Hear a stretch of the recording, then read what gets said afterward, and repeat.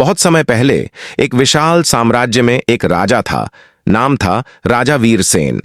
बुद्धिमान, पराक्रमी और न्यायप्रिय, परंतु उसका हृदय वर्षों से शून्य था। प्रेम का अर्थ वह भूल चुका था और विश्वास करना उसने छोड़ दिया था।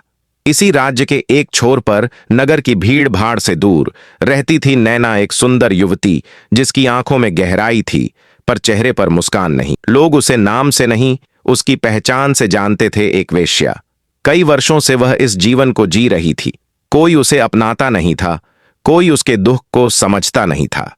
वह सिर्फ एक शरीर बनकर रह गई थी, पर भीतर कहीं आत्मा अभी भी जल रही थी, चंदन की तरह, जो राख में भी खुशबू देता है। एक दिन राजा वीरसेन भेष बदलकर नगर भ्रमण पर निकला। उसी रात बारिश से भीगा वह गलियों में भटक रहा था, जब उसे एक छोटी सी कुटिया से धीमा संगीत सुनाई दिया। वह वहीं रुक गया।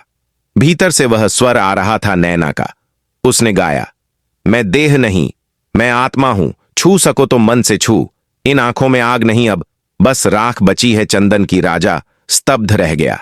वह पहली बार किसी स्त्री के भीतर आत्मा को देख पाया था, वह भी उस स्त्री में जिसे समाज ने त्याग दिया था। उस रात राजा चुपचाप लौट गया, लेकिन उसकी आत्मा वहीं रुक गई थी, नैना के पास।